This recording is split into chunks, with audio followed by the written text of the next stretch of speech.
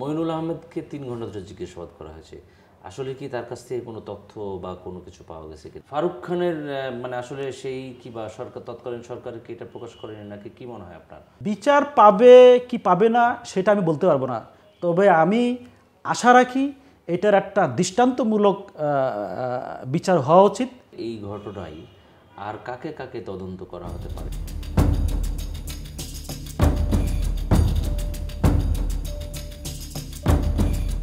প্রিয় দর্শক, দৈনিক আমাদের সময়ের নিয়মিত আয়োজন হার্ড নিউজ অনুষ্ঠানে আমি আপনাদের সঙ্গে আছি মঈন বকুল, আর আমার সঙ্গে আজকে আমাদের স্টুডিওতে উপস্থিত হয়েছেন দৈনিক আমাদের সময়ের ক্রাইম বিটের প্রধান প্রতিবেদক শাহজাহান আকন্দ শুভ।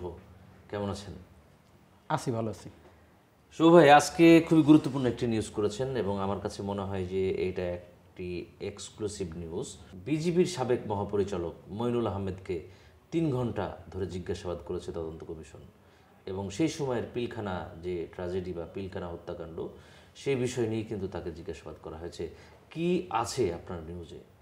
আপনি জানেন 2009 সালের 25 ফেব্রুয়ারি সকালে বিডিআর বিদ্রোহের ঘটনা ঘটে পিলখানায়। জি।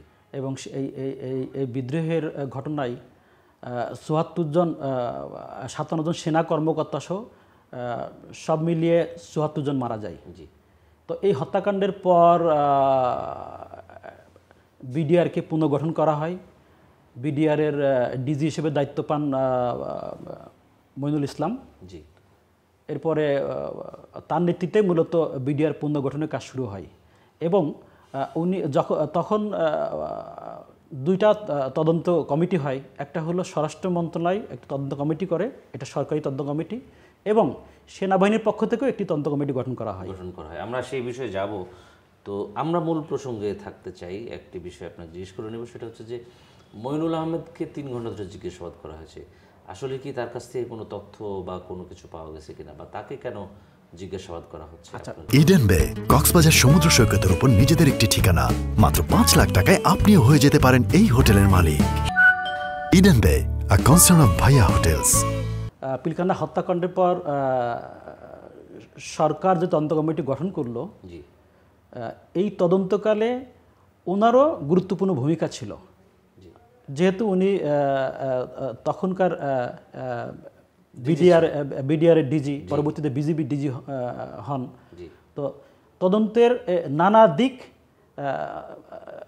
দিকের সঙ্গে উনি সম্পৃক্ত ছিলেন এবং তার জানাশোনা ছিল, সে কারণেই তাকে জিজ্ঞাসাবাদ করা হয়েছে। এবং ওনার বিরুদ্ধে একটা অভিযোগ আছে যে উনি আলামত নষ্ট করেছেন।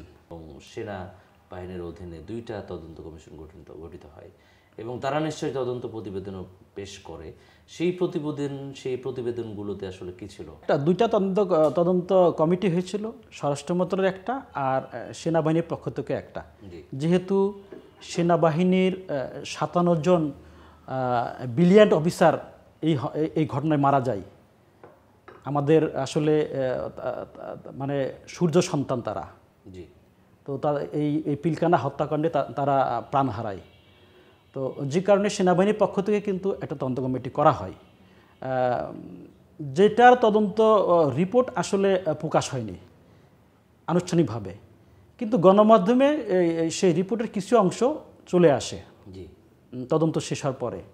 পক্ষান্তরে সরকার যে তদন্ত কমিটি, স্বরাষ্ট্র মন্ত্রণালয়, সেইটা কিন্তু ওই তদন্ত রিপোর্টের সামারিটা প্রকাশ করা হয়। জি, সামারিটা প্রকাশ করা হয়। হ্যাঁ, প্রকাশ করা হয়। আমি যতদূর যদি না ভুল করি, এই 2টা তদন্ত কমিশনের সমন্বয়ক ছিল ফারুক খান। হ্যাঁ, ফারুক খানের মানে আসলে সেই কি বা সরকার, তৎকালীন সরকার কি এটা প্রকাশ করেনি নাকি, কি মনে হয় আপনার? ফারুক খানকে দায়িত্ব দেওয়া হয়, যেহেতু উনি সেনাবাহিনীর সাবেক কর্মকর্তা। জি। আবার তৎকালীন সম্ভবত মন্ত্রী ছিলেন, তো তিনি সেনাবাহিনীর তদন্ত কমিটির সঙ্গে সমন্বয় করছিলেন, আবার এটার সঙ্গেও সমন্বয় করছিলেন। তো এই সমন্বয় করতে গিয়ে তখন আমরা দেখতে পাই 4 বার এই কমিটির মেয়াদ বৃদ্ধি করা হয়, যেটা স্বরাষ্ট্র মন্ত্রণালয়ের কমিটি 4 বার। তখন কিন্তু একটা প্রশ্ন আসছিল যে বারবার কেন মেয়াদ বৃদ্ধি করা হচ্ছে, এবং এটাও আসছিল যে সরকার কি কোনো তথ্য গোপন করতে চাচ্ছেন, যে কারণে বারবার তদন্ত কমিটির মেয়াদ বাড়ানো হচ্ছে। জি, আপনার কি মনে হয় যে এখন তো ফারুক খান গ্রেফতার, এখন কি ফারুক খানকে জিজ্ঞাসাবাদের কোনো সম্ভাবনা আছে? আমি যতটুকু জানি এই কমিশনকে তো একটা গাইডলাইন বেঁধে দেওয়া হয়েছে, তাদের একদম পুরা যে এই ঘটনার কারা পরিকল্পনাকারী, কারা ষড়যন্ত্রকারী, আরও নানা বিষয় দেখতে বলা হয়েছে। এবং এই কমিশন আমি যতটুকু জানি তারা অত্যন্ত আন্তরিকতার সঙ্গে এই কাজটা শুরু করেছেন। তো অবশ্যই তদন্ত কমিটি ফারুক খানকে জিজ্ঞাসাবাদ করবেন, কারণ ফারুক খান একটা পার্ট ছিলেন জি ওই সময়। তিনি কেন বারবার সময় বৃদ্ধি করা হলো এটা উনি বলতে পারবেন, এবং কি তথ্য তিনি তখন লুকিয়েছেন সে বিষয়েও আমি মনে করি তাকে জানতে চাওয়া হবে। এবং সে যেহেতু একটা বড় দায়িত্বে ছিলেন, দুইটা তদন্ত কমিশনের সমন্বয়ক ছিলেন, সেক্ষেত্রে তার হয়তো অনেক কিছু জানারও জায়গা আছে। আমি যতটুক জানি, আমি কিন্তু এই পিলখানা হত্যাকাণ্ডের পর আমি এটা টোটাল একেবারে রিপোর্ট দাখিল পর্যন্ত আমি কিন্তু কভার করেছি। এবং এই ঘটনায় যে মামলা হয়েছে ওই মামলার তদন্ত করছিলেন পুলিশ, চার্জশিট দেওয়া পর্যন্ত আমি কিন্তু এটা ফলো করেছি। এই হত্যাকাণ্ড একটা মানে বাংলাদেশের ইতিহাসে এতগুলো আমাদের বিলিয়ন সেনা অফিসার কখনো মারা যায়নি, ঠিক আছে, একসাথে এবং অল্প সময়ে। এবং তখন কিন্তু সেনা অভিযানের একটা আসছিল, কিন্তু সেনা অভিযান করতে দেওয়া হয়নি। তো আমার মনে হয় তখন যদি সেনা অভিযান হতো তাহলে কিন্তু আমরা এই অফিসারগুলোর জীবন হয়তো রক্ষা করতে পারতাম। জি, ধন্যবাদ শুভ ভাই আপনাকে। আমার আরেকটি প্রশ্ন, সেটা হচ্ছে যে এই ঘটনায় আর কাকে কাকে তদন্ত করা হতে পারে বা কাকে কাকে জিজ্ঞাসাবাদ করা হতে পারে বলে এই ঘটনার একটা বড় পার্ট ছিলেন হলো ব্যারিস্টার ফজলুল তাপস। কারণ যারা এই বিদ্রোহ করছেন তারা কিন্তু দফায় বিশেষ করে 2008 সালের 29 ডিসেম্বর যে নির্বাচন হলেন, জাতীয় নির্বাচন, সেই নির্বাচন সামনে রেখে কিন্তু এই বিডিআর জওয়ানরা তার সাথে দেখা সাক্ষাৎ করছেন, কথা বলছেন, মিটিং করছেন, আবার নির্বাচনের পরেও কিন্তু দফায় মিটিং করছেন। এবং বিভিন্ন দাবি দেওয়া নিয়ে কিন্তু ব্যারিস্টার ফজলুল তাপসের সঙ্গে তারা দফায় মিটিং করছেন। এবং বিডিআর সদস্যরা একটা লিফলেট তৈরি করছিলেন, সেই লিফলেটও তাপসকে দেওয়া হয়। তখন যদি তাপস ভূমিকা নিতেন যে বিডিআর জওয়ানরা তাদের দাবি দেওয়া নিয়ে তারা একটা আমার কাছে বসতে চায়, আমার কাছে আসছে, সরকারের উচিত তাদের কথা শোনা, তারা কি বলতে চায়, কতটুকু তাদের দাবি দেওয়া পূরণ করা সম্ভব, সেটা নিয়ে উনি স্বরাষ্ট্র মন্ত্রণালয়ে কথা বলতে পারতেন। কিন্তু তখন আমরা যতটুকু জানি তিনি ভূমিকা নেন নাই।